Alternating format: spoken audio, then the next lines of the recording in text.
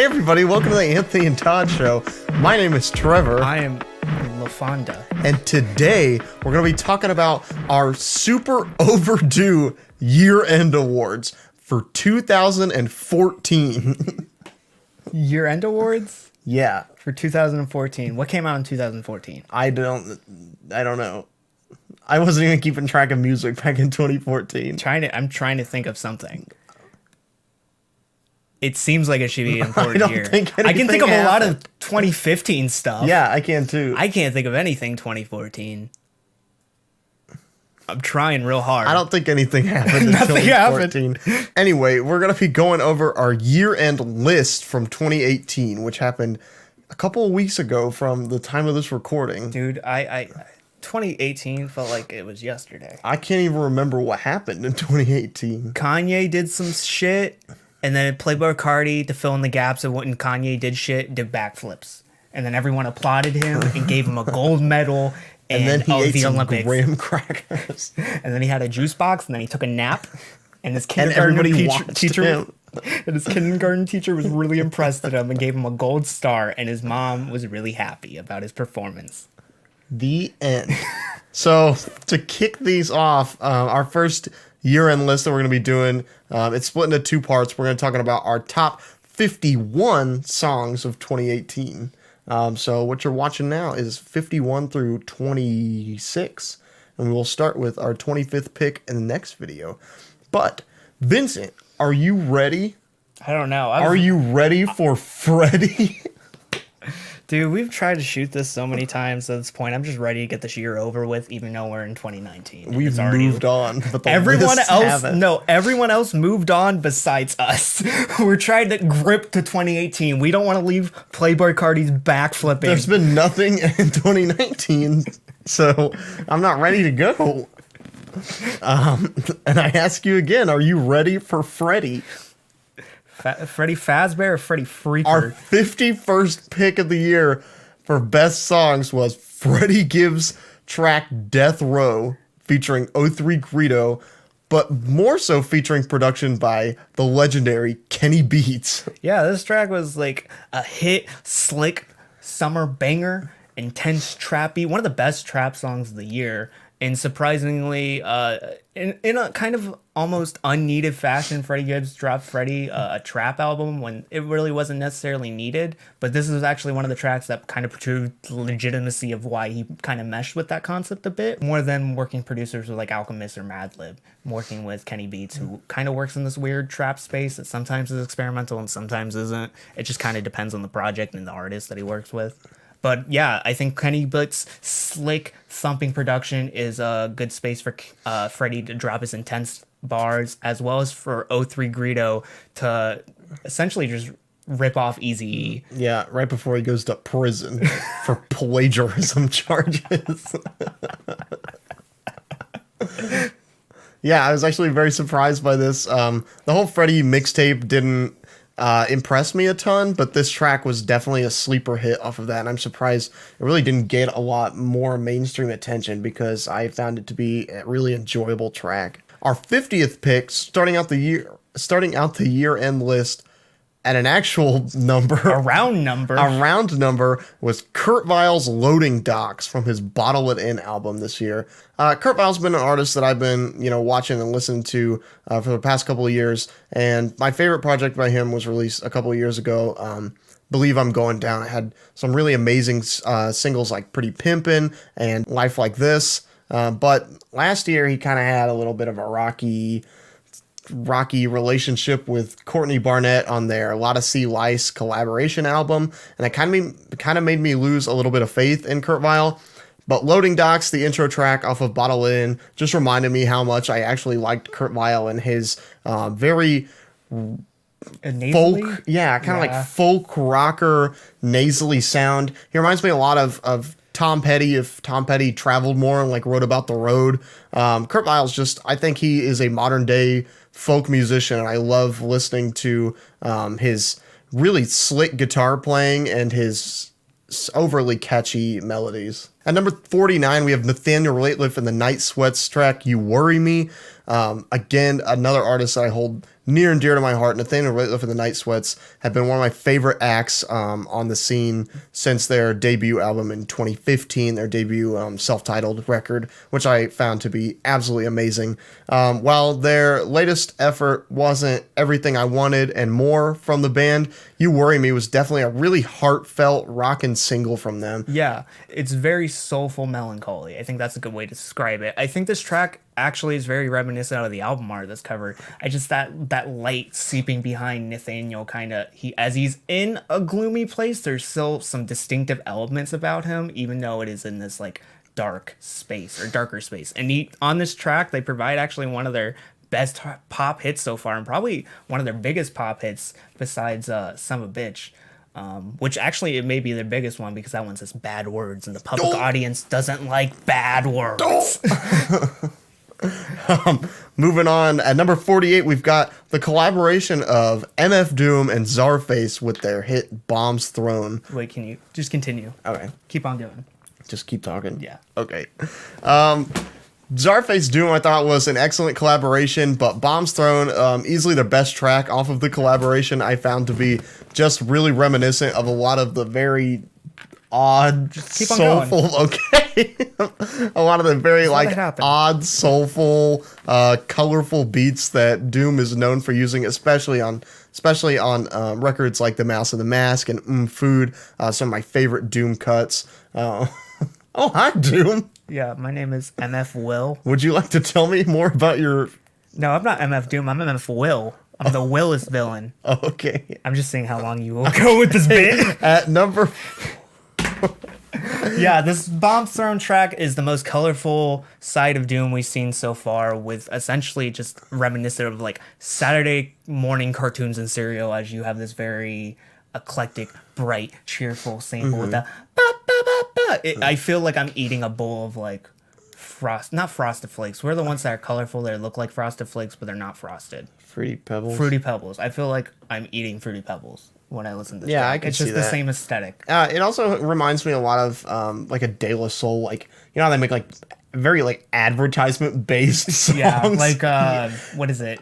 Super Fast Jellyfish. Yeah, and they did like biddies at the BK Lounge. They're talking about like Burger King. I mean, De La Soul are walking billboards at this point. But yeah, this track really reminds me of like a Super Fast Jellyfish kind of like old school advertising cut, and it fits right in with that superhero aesthetic that goes across the entire Czarface Doom project. Next, we've got at 47, Dirty Projectors with Break-Thru. This was really, I think, one of the more like panned singles from Dirty Projectors, or one of the most panned songs from Dirty Projectors. I kind of have a weird theory of why it is. Do you want to hear it? I guess. Okay.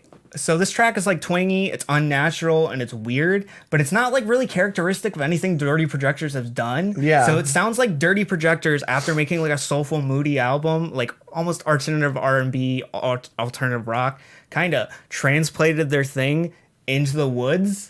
And there was another album where their artists took their pop stylings and transported it into the woods, and that was Justin Timberlake's "Man of the Woods." So people were like, "Yeah, don't if you're not from the woods, stay out. Don't make woods music." So I think the twanginess is another key factor why people don't like it. I think it's incredible because the twanginess is what makes this so distinctive. It's like the off-putting elements that made Talking Heads so popular, David Byrd's yelpiness, I think still applies to the production on this track and how the high-pitched vocals of David Longstreth contrast with the high-pitched guitars that are on this. Mm-hmm. It sounds like very twangy and almost like grindy. I can't really think of like a better word to use than like, it almost sounds like a music box, or like you're like cranking up something like an old TV or an old radio to like get it to work. It has that like almost like when you're watching an old film and you know how it starts up and it's like very like out of pitch, and then yeah, that's a lot of what it reminds me of. But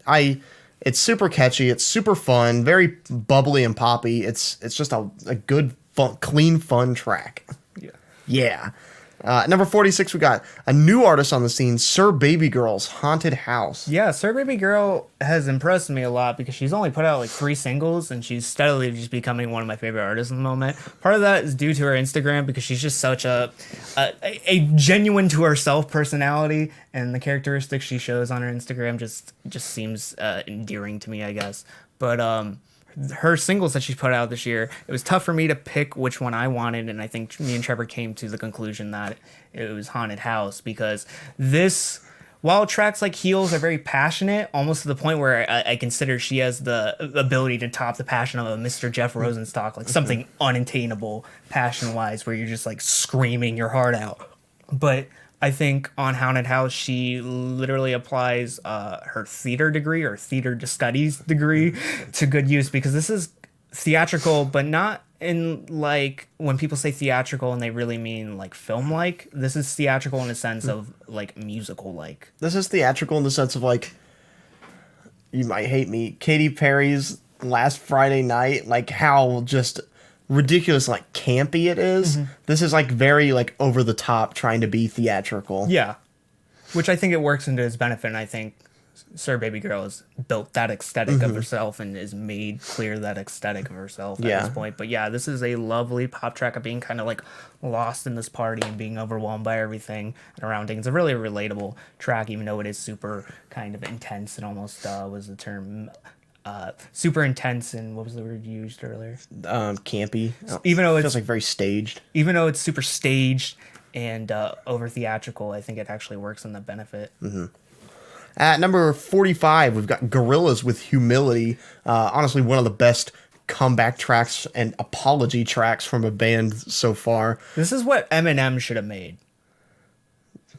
The end. That's literally all it is. This is so true. Eminem is how not to do a comeback. Gorillaz knew that they messed up on last year's Humans with just an overinflated record with way too many features and no sense of direction. But Humility, I feel like the band just went back to their roots and they made a really eclectic, interesting acoustic song that ended up just being really laid back. It just personified summer when it came out at the beginning of the it's just summer. very. I think the guitars that are especially on the track heavily indict that quality. As well, it's just I just generally like the idea that Damon Albarn's actually aware of what his audience have kind of appeals to his music. Because some artists, as we mentioned, Eminem, are completely lost in that fact of what anyone kind of expects of them. And I think it's kind of cool for an artist to kind of like self-reflect on the process of creativity, but also at the ability to kind of lose yourself in the art. It just gives me a lot of hope for the band going forward, even after the Now, and even after listening to that, I have more hope than I previously did after Humans, and where the band was going now. At number 44, we got Open Mike Eagles' Relatable, Peak O Me. Peak O Me. O Me, not Open Mike Eagle. O Me. No, I said O-M-E. O-M-E. I think it should be O Me. That should be his nickname now. Peak you O Me. Essentially, this is kind of Open Mike Eagle's thesis statement of kind of his whole entire record. At least one of the thesis statements, or at least one of the more glaring thesis statements, where he states, even though he's kind of popular in the indie hip-hop scene, art rap scene, he's hitting that art rap grind super hard. He's still a down-to-earth person, and he's relatable. Just stating off of a bunch of different facts about how he's just kind of normal. That when he gets lost in kind of a scenario, that he just says something relatable and just so something people can latch onto him, because at the end of the day, if you don't appear to be a human, you're not. At number 43, we've got Kali Uchis After the Storm, featuring Tyler the Creator. Coming off Bootsy Collins. And Bootsy Collins. Yeah. And there's production from Bad Bad Not Good. The Holy Trinity. I think there's 4 members of Bad Bad Not Good. There is, but I was talking about Bad Bad Not Good, Tyler, Bootsy Collins. Bad Bad Not Good is in itself the Holy Trinity, and it's +1. Kali Uchis, another artist that really surprised me this year with her record Isolation, just coming out with some really fun, like Latin-inspired music. But After the Storm, I find to be especially like empowering and passionate with the exclusively for the inclusion of Tyler the Creator coming off of the hit of his Flower Boy record last year. Yeah. I just feel that pairing was not something that I expected, but it works incredibly well. Yeah. Kali Uchis just works with a lot of like similar artists like Daniel Caesar, you know. Yeah. But her and Tyler the Creator have this unexpected chemistry, and I feel like Tyler is like, this is almost like the epilogue to Flower Boy that we didn't get after the Live Your Life Today ending track. Yeah.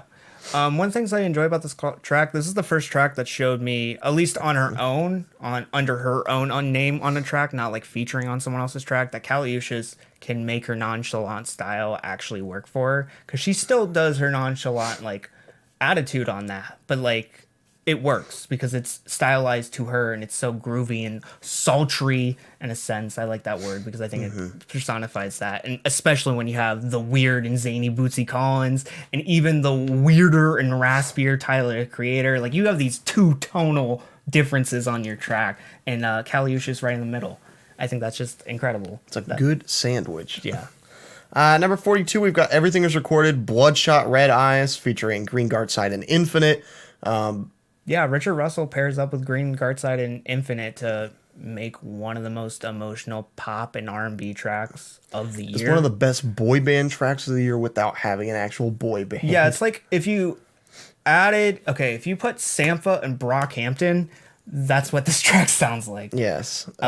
It's just very emotional, over dramatic in a sense, but it still hits the feels. It's like, it's almost gut-wrenching to a point because you're getting these vocal performances that are reflective in this kind of like R&B void of a space that's minimal. It's not super in-depth, but it's incredibly saturated in a little space. Yeah.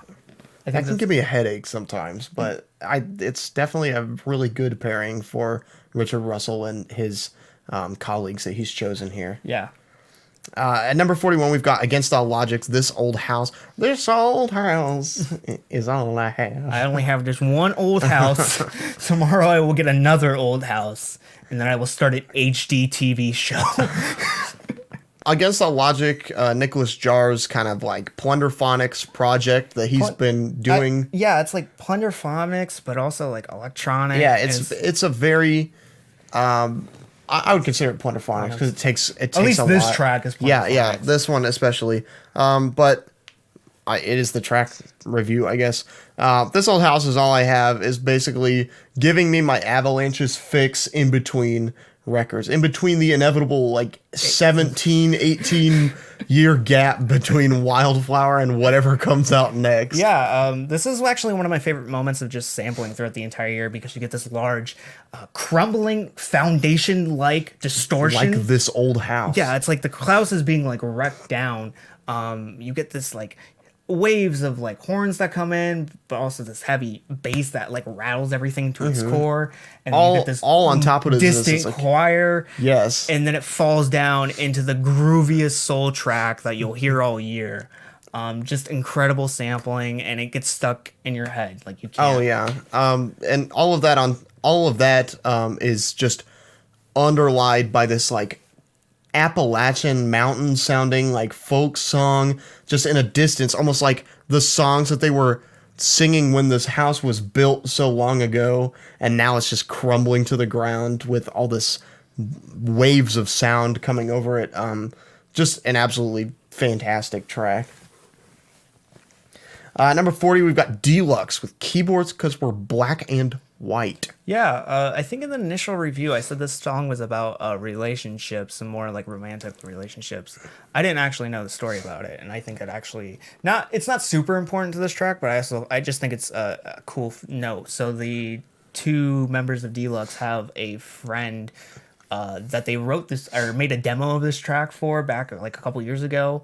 And since then, that other person they made the track with, their friend, developed like minor schizophrenia. And this track is more about how you shouldn't give up on your friends despite your differences. You should always believe in your friends. And I think while it wasn't super off on the theme, it's more about believing in your distances and being able to manage to connect with people despite those differences. I think it's cool. Not only that, but Deluxe is making disco in an age where disco is dead. They are essentially refining an old art form. I scratch that. Not even old, a dead art form. Deluxe is probably the only people in the mainstream music scene or even in the music scene at all, that are making disco music and being successful at it. And the fact that they're still like working on it, and the fact that they are still like trying to refine this, is almost in the vein of like why we still sing opera, or why we still like study ancient music. Not saying that disco is ancient in any way, shape, or form, but Deluxe is still trying their best to make sense out of an art form that's just not even around anymore. Yeah, and they're not like adding new twists. Like they add their own like new twist of like indie rock writing, but like the formula, their only like really act I think that kind of works with disco still is APO Sound Machine, but that's like they combine that with world music, electronic music. So Deluxe is kind of still on their own, and I really appreciate about this track the fact that the main thing that take away from this is not the great synth work that's in the back that's really repetitive as disco music is, but the vocals that and the lyricism, the hooks that make this track so incredibly mind-blowing and like ear it's a lot of fun. Number 39, we've got Mitski's Nobody. Yeah, Mitski produced a very almost club-like track, or at least a karaoke performance-like track, like karaoke ballad track about loneliness and how she's isolated to the point where she's desiring human interaction, not in a form of like romance, but more in the form of just having something to be around.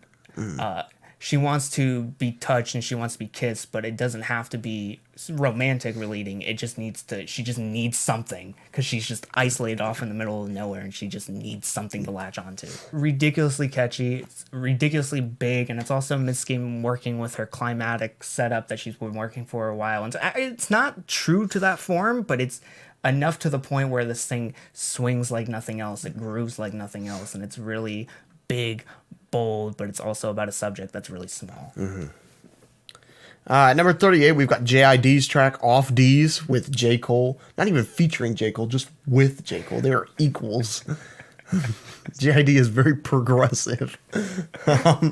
This was honestly a huge surprise for me. Surprise in the J. Cole aspect. No, I'm very surprised that J.I.D could produce a track like this. Not like produce, but like this was the product of J.I.D. And I also like didn't even think he had enough, credibility to get J. Cole on a track like this. J.I.D. I think is just seriously improving on everything that he was doing on the Never story. That whole album is essentially like that. But Off Deez I just find to be an incredibly fun and carefree moment. Yeah, very fast-paced, very technical, and then Cole comes in and he adds like a level of soulfulness to it. You don't get the obviously same... a better singer too. Yeah, you get a less of a technical or speed, but you get more soulful and more enjoyable vocals. And not only that, J. Cole's really stepping out of his comfort zone here.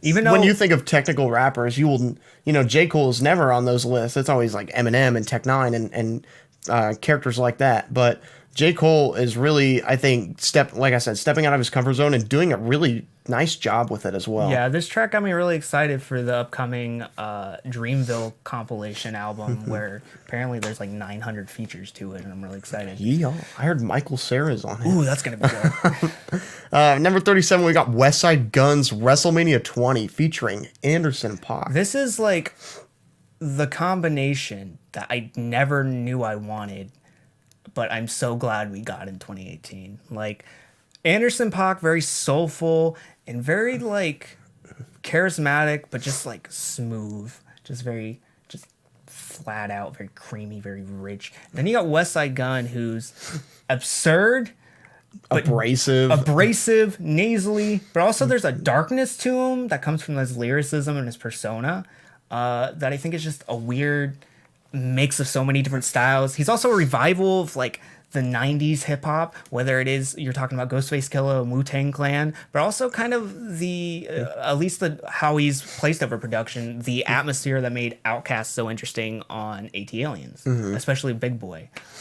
So I think this pairing of two people who are revivals in either 90s stylings like Westside Gunn or funk stylings and funk and soul stylings like Anderson .Paak, I think this just ends up being a dream collaboration that just becomes a complete earworm as this 6 minute long hook from Anderson .Paak just drains over you with this fantastic sampling. Also, I find it to be actually very symbolic listening to you talk about it, of the wrestler that this entire album that this track is from is about, Chris Benoit, how he ended up being like really abrasive and murderous under the surface of being like a charismatic kind of guy. Yeah. Just And like a melding very the two, family man-based guy as melding well. the two personalities of Westside Gunn and Anderson .Paak together. I think just the perfect pairing on so many different levels I didn't even think about until just a couple seconds ago, just hearing you talk about it. But yeah, absolutely amazing earworm that I think a lot of people are sleeping on, even though it has Anderson .Paak to it. A lot of people are sleeping on Westside Gunn, period. Yeah, but this track especially. This track should be on like everyone's list because I think it just has that styling. I think for a lot of people it may be too long, but I think it's really slept on. It's one of the most slept on tracks of the year.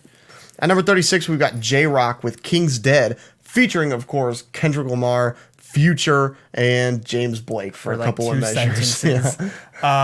Yeah, this track is so uniquely weird. The fact that it has these two sides to it. One side is the end with Kendrick's really serious verse where he's putting on the Eric Killmonger persona of Black Panther. And the beginning is with J-Rock, who's Putting super on the persona of J-Rock. so he's even like he's a caricature of himself, so he's even more lyrically That's seriously simplistic. what it feels like. I've been defending this track since it came out. I felt this need to like defend why it's actually good when so many people have told me that it's bad. And I think that the best answer that I can give is that while it's got at least a couple performers, namely Future and J-Rock, that I don't think are like good performers in and of themselves, I think that they're just absolutely ridiculous and stupid Like Turned Up to performances 11, on here. yeah. Like Turned Up Future to 11 especially. are really endearing and a lot of fun. Like and Future's nasaliness, like how can you not mention that? The lottie dottie. I'm Yeah. not even gonna do it because it just peak the mics. But also J-Rock's repetitiveness with the I gotta go get it. I gotta go get it. I gotta go get it. I mean, there's just really iconic moments of the song, and no matter how cheesy or like just silly it comes across, it's still, I think, some of the Entertaining. best. Yeah, I think it's still some of like the best performances of these two artists' career. Yeah, I rather listen to King's Dead Future than anything else Future's put out in the last 2 years besides Mask Off. But like, yeah, they may not be good lyricists, but I think on this track they're better performers because I think they're actually adding interesting characteristics or quirks that makes them enjoyable to listen to. Number 35, we've got Tune Yards with Sweet Dreams Are Made of This. Obviously a cover of Eurythmics and not a cut off of I Can Feel You Creeping on My Private Life. When this track dropped... Oh, it's also a Spotify single. Oh, yeah, it is a Spotify single. So the Spotify usually you perform like 2 tracks. One's like a live studio version, the other's just a whatever you cover. want. Yeah, and this is one of the times where this cover is like so important because I think this is one of the This track made me feel like an idiot for not coming up with this pairing myself and selling it. We talked about this multiple times, but like this combo of this track and Tune Yards is something I've never thought of before. But yeah, you feel like an idiot that you should never have. It's the fact that Meryl is doing the synths on this track. She's replicating the synths with her own voice. Just a lot of like really weird vocal work. Not to mention it fits perfectly within her range. Yeah, and it's kind of darker for a Tune Yards track, and there's still like that kind of weird, almost gothic tone to it. Yeah, it still feels very like dark and saturated, but it's still, I mean, just more epic proportions than Eurythmics ever could have dreamed of making this track. Yeah. And I think the fact that Meryl has a higher pitch than them actually plays out to the fact why I think the vocals are more catchy and more fluid. This is, in my mind, this is more a Tune Yards track than a Eurythmics track at this point. Yeah. At 34, we've got Screaming Females, I'll Make You Sorry. Yeah, this is a surprisingly great rock revenge track, great rock revenge ballad that has fantastic grooves and chemistry. Even though this is their catchiest song that they produced out in the last year, it has the same amount of fantastic band chemistry that Screaming Females has had for a while. Their playing is great. And on this track, it's great playing mixed with some of the catchiest lyricism they had in a while. And I think this track is just completely unforgettable. At number 33, we've got Dabrye with Lil Mufukuz featuring Doom. Hi, MF Will. Hey, I'm MF Will. Have you heard this track? Can't say I was have. thinking about this track earlier. I actually have a new opinion on it. What I enjoy about this track a lot is more the production than I thought I did. Because when I was thinking about today, the kicks that are in the back remind me of more modern kicks. They're more saturated than like old school kicks or kicks that's Doom's been over before. Dabrye still brings this dark, moody production that is characteristic to a villainous Doom, a character like Doom. But it feels more modern. And I think that's forfeiting on a track where MF Doom's critiquing mumble rappers and SoundCloud rappers. The modern sound of hip-hop. And essentially just being their dad, especially in the track, shut up or you can't, I won't let you hit the blunt for a month. You're grounded, no outside, no up front or something like that. Yeah. But yeah, like Doom is physically the character of the super SoundCloud dad. So just imagine like all these SoundCloud rappers, so like Playboi, Carti, and Trippie Redd, their dad is just Doom.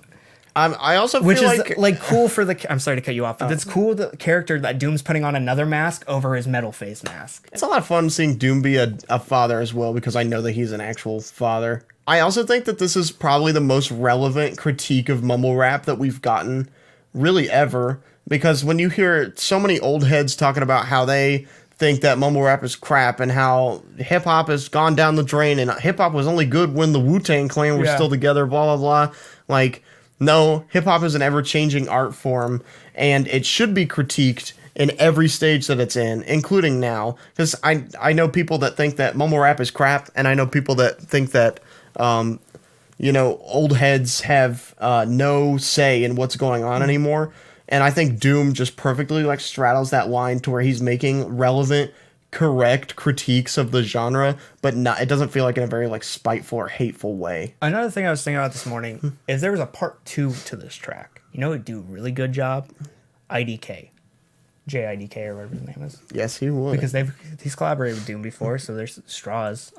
It'd be interesting. Yeah, I think it'd sound really... So like someone who's kind of in that scene, kind of on the edge of like trap and SoundCloud rap coming through, I think it'd be interesting. Someone who's of this era. At number 32, we've got Post Malone's Stay. Post Malone managed to make one of his most emotional club tracks, but it's a singer-songwriter track.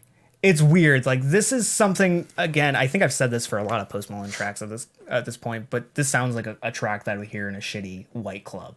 Just a bunch of people on the floor just crying their feelings out. Why am I crying in the club right now? It's because of Post Malone. That's it. But yeah, he's managed to kind of push himself a bit. And especially on Beer Bonds and Bentleys, it was a lot of him formulating himself to just this ground level where it wasn't too cheesy, but it was still fun and had a lot of quirks to it. And on this track, he's pushing himself a little bit further to an area where Post Malone could play guitar, he has good vocals, but now that he can actually turn his kind of like almost emo rapish lyricism or overly dramatic lyricism to actually make a track kind of reminiscent of singer-songwriters. Sure. Which I think is great. Number 31, we've got Jack Harlow with Sundown. This is another huge sleeper hit that I thought would gain a lot of ground in the indie rock scene or indie rap scene, but it really didn't. And then after the album came out, I feel like it lost more credibility. But at least we can still grasp onto the amazingly quirky, fun, quasi-trap single by this just young, goofy white rapper. Yeah, Jack and producer 2 for 1 bring us essentially clips and also like cool kid vibes, which I think is really cool. It's like it's basic, it's cheap almost in sounding. It feels very DIY versus cheap, I think. But it's also very dynamic and eclectic, and that's kind of the wonder of it, is that there isn't that much there, but it's so like mind-boggling that it just works. It flows extremely well, and it all lines up at the end in a way that like he's rapping off the beat. He's not really staying onto the beat as well as he can, not really like latching onto what he can. But for some reason, it all lines up at the end, and I think it just gives off a really cool, like quirky vibe. And again, it's a shame that the rest of this record was nothing even close or remotely similar to what he put out here. Number 30, we've got The Voids with Curious. Yeah. Spelled with a Q. Curious. Denzel Curious. Denzel Curry in the house. Damn it. But yeah, Julian Casablancas and company managed to make one of the most psychedelic tracks of the year. It's experimental, it's bold, it's brash. It's annoying. It's, yeah, like, you get these, like, deep, moany vocals that I can only imagine were, like, reminiscent of, like, a King Cruel, where it's like, he's talking like this, and it's, like, not natural, and I'm depressed. But he also matches that with the very charismatic highs, which are almost, like, war cry-like. Yeah, it's very like banshee sounding. Yeah. Like Julian Casablancas just Screeches more. Yeah, than he's vocals. riding into war on a white stallion And with the rest of the Strokes following. Yeah, the fact that you have these two different peaks makes it super interesting, and it's over this weird electronic production. That's nice.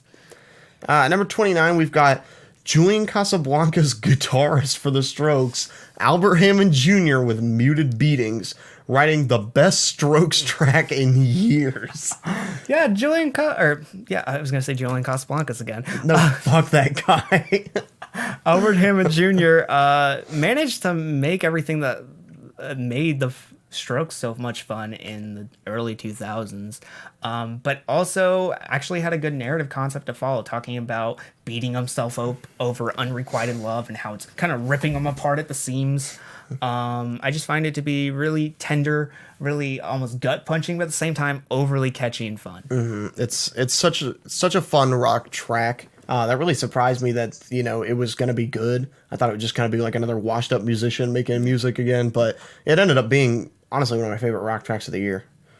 Number 28, we've got the only good Migos song, Stir Fry. Motorsport was okay. I like Motorsport more now because I can't lie. There are some good Migos songs, but this is definitely the best one of this year. And really, I think the only 100% positive thing to come out of Culture 2. Yeah. Okay. Actually, no, I like Motorsport now more ironically because Carti B has that line where she's dissing Offset. That's not in the original version, but she performs it live. Pharrell Williams does God's work. I don't know how he got the Migos to work on a song for more than like 5 He should be 5 seconds. canonized. He should canonized? Yeah.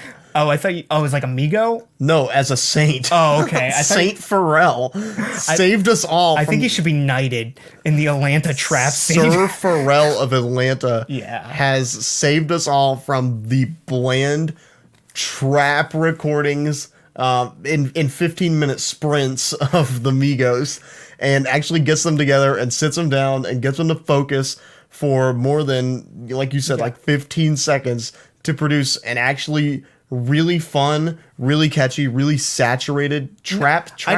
I don't like the word saturated. I like the word bouncy. Bouncy is good. Like how the tracks on Nerd's last album were very like bouncy, bold. Like It's it just was doing like reflective. It's just doing what Pharrell does best. He makes these really fun, like bouncy tracks about like everything. I even think that the Migos deliver on here too, because some of their verses are some of like they have some of the like weirdest one-liners. Yeah. that they've done, and they're all like food related too. The Migos' line, the Migos can be good writers when they choose. Their triplet flows are fantastic over trap beats, and the fact that this has fantastic trap production, it's still trap, but it's not like It's trap doing something different. yeah. It has that bold, brash Pharrell Williams style, and you get these fantastic auto-tune hooks that are actually some of the most passionate performances I've heard from Quavo so far, and everything just lines up.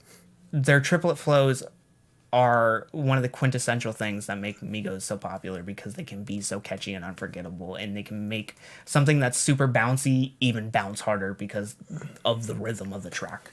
Also, listening to the Migos sing and not be horrible is nice to hear. At number 27, we got Playboi Carti's R.I.P. Yeah, this is one of the tracks when we reviewed it, I said Playboi Carti should stay away from, because it seemed like he was trying to be more normal hip-hop, more mumble rap. And then it ended up being your most listened to track of the year. Because I think what I didn't realize about this track is... It's not spacey as some of the moments on Die Lit were that I really enjoyed. And it's also not as absurd as some of the moments on Dial-It where Playboi Carti isn't really saying even coherent sentences. On this, it felt like he was just being standard mumble rap, but the more I look at it, it's more like looking into a strobe light, because it kind of starts out that way and you think into it, but at some point you just become blinded to it, and it's all charismatic and performances, and the lyricism just goes out the window. It doesn't even matter what he's saying. You get some nice moments in there, like he talked about, I bought my mom a crib off that mumbling shit, making a reference to how mumbling rap can actually be Profitable. how it can be profitable, how it actually is one of the parts of the zeitgeist at the current moment. But it also is a nice lyrical moment to something that doesn't really have any intensity, where he's saying he wants to bop a bitch or something like that. But it's more about the performance and how Playboi Carti's just going crazy on the track, and he's super charismatic to the point where I think he's backflipping while he's performing. That's all I gotta say. This is my most listened to track on Spotify, and it's one of the tracks that I couldn't put down this year for some reason. It's a good time. And then finishing out this half of the list, at number 26, we've got the Carters with Nice. Once again, Saint Pharrell of Atlanta. Sir Pharrell of Atlanta is doing God's work in saving the Carters' Everything Is Love from bland trap. No, that's not. He saved a marriage. He saved a marriage. The reason Jay-Z and Beyonce are still together is because of Pharrell. Nice is, I would argue, the only good track off of Everything Is Love. Summer Love's okay. Oh yeah, I forgot about Or that track. Summer? Is it Summer Love? I think it's samples Summer Summer. Love, but it's called Summer. Okay, Nice is one of the two good tracks off of Everything Is Love, and I am actually really astonished that it got so high on the list and that it ended up being such a good track, because there's a difference between having an okay track on a bad album and having an absolutely amazing track on a bad album, and I would put that in the latter half. Yeah, for this, it sets up the setting of what the album art is. It feels like this grand ballroom looking space. Pharrell Williams provides an elegant atmosphere. Jay-Z on this comes off as more slick and charismatic. Beyonce is angelic and large. She just feels like I didn't mean that in that way. She's Take it easy. She's a thick gal though. I didn't mean it like that, but she comes off as like a very almost like god, like a larger than life. And character. the fact that she and Pharrell Williams are bouncing off verses at the end, and they have this weird chemistry at the end, just comes off as really cool. And it feels like it's all part of one universe. Like Jay-Z and Beyonce feel like they fit together.